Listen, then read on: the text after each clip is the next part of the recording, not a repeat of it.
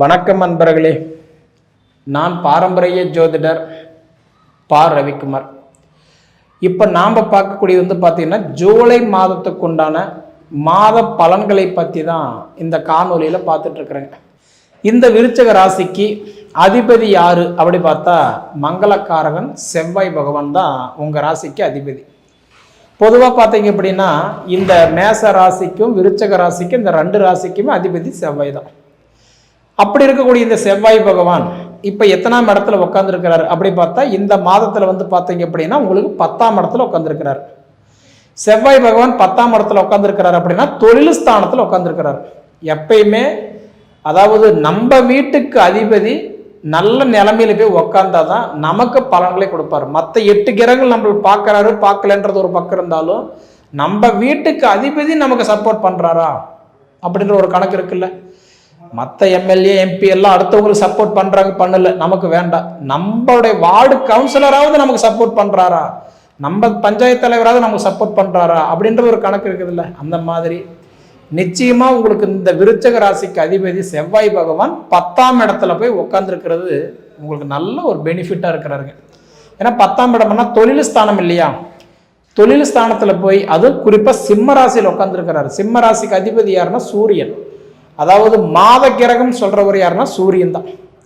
பொதுவாகவே ஒவ்வொரு மாதம், அது தமிழ் மாதமா இருக்கட்டும் ஆங்கில மாதமா இருக்கட்டும், அதை நிர்ணயிக்கிறது யாருன்னு பார்த்தா, வரவு செலவு நிர்ணயிக்கிறது யாருன்னு பார்த்தா சூரியன் தான். அதுக்காக தான் மாத கிரகம்னு சொல்லுவாங்க, நெருப்பு ராசின்னு சொல்லுவாங்க. ஸ்டேட்டஸ் பார்க்குறவர், கௌரவத்தை பார்க்குறவர். சூரியன் பொறுத்த வரைக்கும் எப்பயுமே ஸ்டேட் பார்வேர்டு, நல்லதோ கெட்டதோ அது செயல்படுத்தி விடுவார். அதனால தான் சிம்மராசிக்காரங்க பார்த்தா எப்பயுமே பாருங்க டக்கு டக்கு டக்குன்னு கோவப்படுவாங்க, எடுத்துமா கமுத்துமான்ற மாதிரி பேசுவாங்க. அந்த மாதிரி வீட்டில் போய் உங்கள் ராசிக்கு அதிபதி உட்காந்ததுனால இந்த காலகட்டம், இந்த மாதம் கண்டிப்பாக 28 தேதி வரைக்குமே உங்களுக்கு கட் அண்ட் ரைட்டாகவே இருக்க போகுது ஒரு விஷயத்த. அதாவது என்ன அப்படின்னா, ஒரு இடத்துல வேலை செய்வீங்க, நல்லா சகஜமாக பழகிட்டு இருப்பார், அவர் பார்த்தா டக்குன்னு கோவப்படுவார். அதே மாதிரி நல்லா இருந்த குடும்பத்தில் பார்த்தா திடீர்னு ஒரு சண்டை வரும், சம்மதமே இல்லாத இருப்பீங்க, ஒரு குழப்பம் வரும். ஏன்னா சிம்ம ராசியில் போய் செவ்வாய் பகவான் உட்காந்துருக்கிறாரு, குறிப்பாக தொழில் ஸ்தானத்தில். அதனால நல்ல யோகமாக இருந்தாலும் கொஞ்சம் எப்படி சொல்றதுன்னா, கமிட்மெண்ட் கொஞ்சம் கம்மியாக வச்சுக்கிட்டு நம்மளோட வாய் கொஞ்சம் குறைச்சிக்கிட்டோம் அப்படின்னா எந்த பிரச்சனை கண்டிப்பாக இந்த மாதம் இல்லை. ஏதாவது வீட்டில் பிரச்சனை வருதுன்னா கூட அது பேசி தீர்த்துக்கிறது நல்லதுங்க. ஒத்துமையாக போகிறது கண்டிப்பாக நல்லது. ஏன்னா சின்ன விரிசல் கூட அது பெருசாகிறதுக்கு வாய்ப்பு உண்டு. சிறு குச்சி பல்லுவதோ குத்துன்னு சொல்லுவாங்க. ஏன்னா இந்த நிலைமை எப்படின்னா அந்த குச்சியை நமக்கு ஒரு விஷமாக மாறுறதுக்கு கூட வாய்ப்பு உண்டு. அதனால என்னன்னா, கொஞ்சம் பொறுத்தவன் பூமி ஆளுவான் அப்படின்ற மாதிரி இந்த 28 தேதி வரைக்கும் கமிட்மெண்ட் கம்மியாக வச்சுக்கணும். மற்றவங்களுக்கு உதவி செய்கிறது உபத்திரத்தில் முடியும், கொடுத்தது கேட்டால் அடுத்தது பகையாகும். தொழில் வகையில் சின்ன சின்ன பிரச்சனைகள் வரதான் செய்யும். குடும்பத்துக்குள்ளார நிறைய குழப்பங்கள் கண்டிப்பாக கொடுக்கும். சாப்பாடு செய்யும் போது இருக்கிற நிம்மதி சாப்பிடும் போது இல்லை, படுக்கும்போது இருக்கிற நிம்மதி எந்திரிக்கும் போது இல்லை. மொத்தத்தில் பார்த்தோன்னா ஏதோ ஒரு சூழ்நிலையில் பார்த்தீங்கன்னா கிட்டத்தட்ட 28 தேதி வரைக்குமே நம்மளுடைய சுமைகள் கம்மி பண்ணிக்கணும். ரெண்டாவது பொருளாதாரத்தை கொஞ்சம் குறைச்சிக்கணும். கமிட்மெண்ட் கொஞ்சம் கம்மி பண்ணிக்கிட்டோம்னா கண்டிப்பாக நமக்கு இந்த மாதம் நல்லாவே இருக்கும். ஒன்றாச்சுங்களா. அடுத்தது பார்த்தீங்க அப்படின்னா குரு பகவான் உங்களுக்கு 8ஆம் இடத்துல அஷ்டம குருவாக உட்காந்துருக்கிறார். அதனால இந்த குரு பகவான் பார்த்தீங்கன்னா ஏதோ ஒரு ரூபத்தில் பார்த்தீங்கன்னா குரு பகவான் அஷ்டம குருவாக இருக்கிறதுனால ஏதாவது ஒரு விஷயத்தை, ஒரு வண்டி எடுக்கலான் இருக்கிறேங்க, ஒரு பொருள் மாற்றலான் இருக்கிறேன், ஒரு பொருள் வாங்கலான் இருக்கிறேன், கையில் வச்சு இருப்பு வச்சு வாங்குறீங்களா, தப்பு இல்லை. ஆனால் கடன் பட்டு வாங்கலாம், அதுக்கு ஏதாவது உகந்த நேரமா இல்லை ஏதாவது எனக்கு நல்லது நடக்குமா அப்படி பார்த்தா அஷ்டம குரு என்ன பண்ணுவார்னா நஷ்டங்களை பண்ணிட்டு போயிடுவார். அதனால நம்ம கொஞ்சம் கவனமாக இருக்கிறது கண்டிப்பாக நல்லது. அதே மாதிரி பார்த்துட்டிங்க அப்படின்னா சனி பகவான் உங்களுக்கு 5ஆம் இடத்துல உட்காந்துருக்கிறாரு. சனி பகவான் பஞ்சமச்சனியாக இருந்து உங்களுக்கு நல்லது பண்ணிட்டு இருப்பாரு, உங்களுக்கு கண்டிப்பாக சொல்லியிருப்பாங்க. ஆனால் இப்போ சனி பகவான் இந்த ஜூலை மாதம் 13ஆம் தேதி வக்ரமாகிறாரு. அந்த வக்ரமாகும் போது பார்த்தீங்கன்னா இந்த ஜூலை மாதத்தில் ஒரு 19 நாள், அடுத்தது பார்த்தீங்க அப்படின்னா உங்களுக்கு ஆகஸ்ட் மாதம் ஒரு 30 நாள், செப்டம்பரில் ஒரு 30 நாள், அடுத்தது அக்டோபரில் ஒரு 31 நாள், நவம்பரில் ஒரு 28 நாள். இதெல்லாம் கால்குலேஷன் பண்ணிங்கன்னா 138 நாளைக்கு கண்டிப்பாக நீங்கள் கொஞ்சம், அதாவதுன்றது எப்படி சொல்லணும் அப்படின்னா, எது செய்கிற மாதிரி இருந்தாலும் உங்கள் ஜாதகத்தை பார்த்துட்டு பண்ணுறது நல்லது. ஏன்னா இன்றைக்கி இந்த காலகட்டம் எப்படி இருக்குதுன்னா, ஒரு விஷயம் நல்லா புரிஞ்சுக்கோங்க. அதாவது நல்லது கொடுத்துக்கிட்டு இருந்தார் அப்படின்னா அவர் நேர் ஆப்போசிட்டாக அப்படியே மாற்றி பலன்களை கொடுப்பார். இப்போ ஒரு உதாரணம் வந்து இப்போ உங்களுக்கு இந்த சனி பகவான் உங்களுக்கு வந்து பட்டம், பதவி, தொழில், முன்னேற்றம், வளர்ச்சி இதெல்லாம் கொடுத்துட்டு இருந்தாருன்னு வச்சுக்கோங்களேன். இது என்ன பண்ணுவாருன்னா இந்த வக்ரமாகக்கூடிய காலகட்டத்தில் அப்படியே மாற்றி ஆப்போசிட்டா வேலை செய்வார். இப்போ ஒரு உதாரணத்துக்கு ஒரு வீடு கட்டிட்டு இருக்கிறோம், நடக்கலை, அது இப்போ நடக்கும். அதே ஒரு வீடு நல்லா கட்டிட்டு இருக்கிறோம், நல்லா போயிட்டு இருக்குது, பொறாமப்படுற அளவுக்கு நாமளும் ஆச்சரியப்படுற அளவுக்கு நல்லா போயிட்டு இருக்கோம், இந்த வக்கர நேரனாகவும் கொஞ்சம் தடைப்பட்டு நிற்கும். அப்போ என்ன ஒரு விஷயம் அப்படின்னா நடக்கிற விஷயம் கொஞ்சம் தாமதமாகும், அதாவது நேர் ஆப்போசிட்டாக வேலை செய்யும்.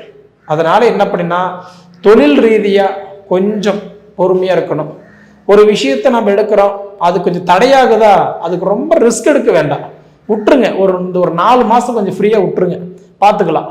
ஏன்னா பொதுவாக வந்து சனி பகவான் இப்போ வந்து வக்கரத்துக்கு வரதுனால ஏதோ ரூபத்தில் வந்து பார்த்தீங்க அப்படின்னா கண்டிப்பாக எப்படி சொல்லுவாங்க, கண்டதும் தண்டம் பண்ணி கைப்பொருள் விரயம் பண்ணி பண்டவோர் நாட்டை விட்டு வனவாசம் பொண்ணு போகல, கடன் வச்சு இருப்பு வச்சு கொண்டு தான் பொழப்பு நடத்தக்கூடிய நிலைமை. எப்படி பார்த்தாலும் விருச்சிக ராசிக்காரங்களுக்கு சனி பகவான் நல்லது பண்ணிட்டு இருந்தாரு.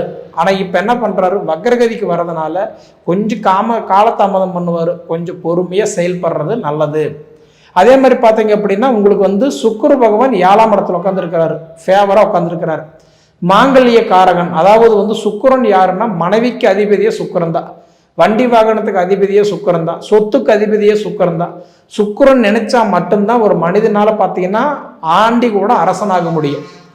ஆனால் இன்னைக்கு என்ன காரணம்னா சுக்கிரன் வந்து அதாவது திடீர் அதிர்ஷ்டத்தை கொடுக்குறவங்க யாருன்னா சுக்கிரன் தான். அந்த சுக்கிர பகவான் உங்களுக்கு இப்போ ஃபேவராக உட்காந்துருக்கிறாரு 7ஆம் இடத்துல, அது குறிப்பாக கலஸ்திர ஸ்தானத்தில் உட்காந்துருக்கிறாரு. அப்போ திருமணம் வரணும் பார்த்துட்டு இருக்கிறவங்களாம் இப்போ நீங்கள் முயற்சி எடுங்க, கண்டிப்பாக உங்களுக்கு வெற்றி கிடைக்கும். ஏன்னா உங்களுக்கு சுக்கிரன் பகவான் போய் பார்த்தீங்கன்னா உங்களுக்கு 26ஆம் தேதி வரைக்கும் அவர் தன்னோட சொந்த வீட்டில் உட்காந்துருக்கக்கூடிய காலகட்டம் சூப்பரான ஒரு நேரம், சரிங்களா? அதனால எப்படி பார்த்தாலும் சுக்கிரன் 7ஆம் இடத்துல உட்காந்த நேரமும் பரவாயில்லை, புதன் பகவான் 9ஆம் இடத்துல உட்காந்த நேரமும் பரவாயில்லை. ஏன்னா 9ஆம் இடம்ன்றது பாக்கியஸ்தானம். அப்போ வந்து பார்த்தீங்கன்னா இன்னைக்கு புதன் பகவான் வந்து 18ஆம் தேதி வரைக்கும் இன்னைக்கு வந்து என்ன பண்ணுவார் அப்படின்னா தன்னுடைய தாய் வீடுன்னு சொல்லக்கூடிய கடகராசியில தான் அவர் உட்காந்துருக்கிறார். ஆனால் 18ஆம் தேதி புதன் பகவானும் வக்கரம் அடைகிறார். அப்போ வக்கரம் அடையும் போது இன்னைக்கு வந்து பார்க்கும்போது ஆகஸ்ட் 11 வரைக்குமே புதன் பகவான் வந்து கடகராசியில் வக்கர நிலையில தான் இருப்பார். அப்படி பார்த்தீங்கன்னா உங்களுக்கு முதல்ல வந்து 18 தேதி வரைக்குமே ஓரளவுக்கு நல்லா சப்போர்ட் பண்ணுவார். 18 தேதிக்கு மேலே படிப்புக்கு சில தடைகள் கொடுத்துட்டு இருப்பார், படிப்புக்கு கொஞ்சம் குழப்பம், தடை, தாமதம் இதெல்லாம் கொடுப்பாரு. பண விஷயத்தில் கொஞ்சம் குழப்பத்தை கொடுப்பாரு. எது எப்படி பார்த்தாலுமே மொத்தத்தில் விருச்சிக ராசிக்காரங்களுக்கு இப்போதைக்கு எப்படின்னா ஒரு நல்ல நேரத்தை கொடுத்துருந்தாலும் கூட அந்த வக்கரகதி ஆகக்கூடிய ஒரு நேரம் என்ன பண்ணுன்னா அதில் கொஞ்சம் கவனம் கலந்து இருந்தீங்க எப்படின்னா பிரச்சனை இல்லை. அதான் சொல்கிறேன், 3 விஷயத்தை நீங்கள் மைண்டில் வச்சுக்கோங்க. ஒன்று, வீட்டில் எவ்வளோ பெரிய சண்டை வந்தாலும் பிரச்சனை வந்தாலும் வாய் தகராறு இருந்தாலும் பேசி தீர்த்துக்கிறது, அனுசரித்து போகிறது இந்த நேரம் உங்களுக்கு சாதகம். 2வது, வேலை வாய்ப்பில் பெருசாக வந்து சம்பள உயர்வு, ப்ரமோஷன், முன்னேற்றம், டெம்பரவரியாக வேலை செய்கிறவங்களுக்கு பர்மனண்ட் ஆகுமா, தொழில் ரீதியாக மாற்றங்கள் ஏற்படுமா அப்படின்னு பார்த்தா இது கொஞ்சம் தாமதமான நேரம். கொஞ்சம் அதாவது பொறுமையாக இருந்தீங்கன்னா கண்டிப்பாக உங்களுக்கு நடக்கும். அதுக்குண்டான முயற்சி, நான் பணம் கட்டி பண்ணி போடுறேன், பணம் கட்டி வாங்கி போடுறேன், நான் ஆட்களை வச்சு கட்டுன்ற ரெக்கமெண்டேஷனில் போய் நான் சாதிக்க போகிறேன் அப்படின்னு போனீங்கன்னா இது உங்களுக்கு ஒரு குழப்பத்தில் கொண்டு விட்டுரும். அதனால் அதுவாக நகர்ந்து போகிற வரைக்கும் போகட்டும், விட்டுருங்க, ஃப்ரீயாக விட்டுருங்க, சரிங்களா? அதே சமயத்தில் வந்து பார்த்தீங்க அப்படின்னா உங்களுக்கு வந்து புதன் பகவான் 9ஆம் இடத்துல இருந்தது நல்ல காலம் தான். அடுத்தது சூரிய பகவான் வந்து 8ஆம் இடத்துல உட்காந்துருக்கிறார். 8ஆம் இடம் அப்படின்னா ஆயுள் ஸ்தானத்தில் உட்காந்துருக்கிறார். அப்படி பார்த்தா ஒரு மனிதனுக்கு 8ஆம் இடம் நல்லா இருந்தால் அவங்களுக்கு வந்து உடல் உபாதை ஹெல்த் விஷயமும் நல்லா இருக்கும், மண்மனை சார்ந்த விஷயங்களும் பார்த்தீங்க அப்படின்னா உங்களுக்கு நல்லா இருக்கும். ஏன்னா எப்படி பார்த்தாலுமே இன்னைக்கு 8ஆம் இடம் நல்லா இருந்தால் இந்த 2 விஷயம் நடக்கும். ஒன்று, உடல் கஷ்டம். இப்போ நிறைய பேருக்கு பார்த்தா எலும்பு தேய்மானம் இருக்குது, ஸ்கின் அலர்ஜி இருக்குது, தலைவலி பிரச்சனை இருக்குது, முதுகுத்தண்டு பிரச்சனை இருக்குது அப்படின்னு சொல்கிறவங்களுக்கெல்லாம் பார்த்தீங்கன்னா கண்டிப்பாக உங்களுக்கு ஓரளவுக்கு இதெல்லாம் மாறக்கூடிய வாய்ப்பு பிரகாசமாக இருக்குது. ஒன்று. அடுத்தது பார்த்தீங்கன்னா நான் வீடு கட்டிகிட்டு இருக்கிறேங்க, அந்த வீட்டு வேலை நடக்குமா, இல்லை ஒரு தோட்டம் பிரச்சனை இருக்குது, இடம் கிரைமன்ற பிரச்சனை இருக்குது, பணப்பிரச்சனை இருக்குது, இது நடக்குமா அப்படி பார்த்தா கண்டிப்பாக உங்களுக்கு வந்து பார்த்தீங்கன்னா 17 தேதிக்கு மேலே நல்லா இருக்குது. ஏன்னா 17 தேதிக்கு மேலே பார்த்தீங்க அப்படின்னா சூரிய பகவான் வந்து அடுத்தது மிதுனத்திலிருந்து கடகத்துக்கு போயிடுவார். அப்படி போயிட்டாருன்னு வச்சுக்கோங்களேன். அப்படி உங்களுக்கு வந்து பார்க்கும்போது 9ஆம் இடத்துக்கு பாக்கியஸ்தானத்துக்கு போயிடுவார். அப்போ ஓரளவுக்கு அந்த பேரும் புகழும் உங்களுக்கு ஓரளவுக்கு சப்போர்ட் பண்ண ஆரம்பிச்சிருவார், சரிங்களா?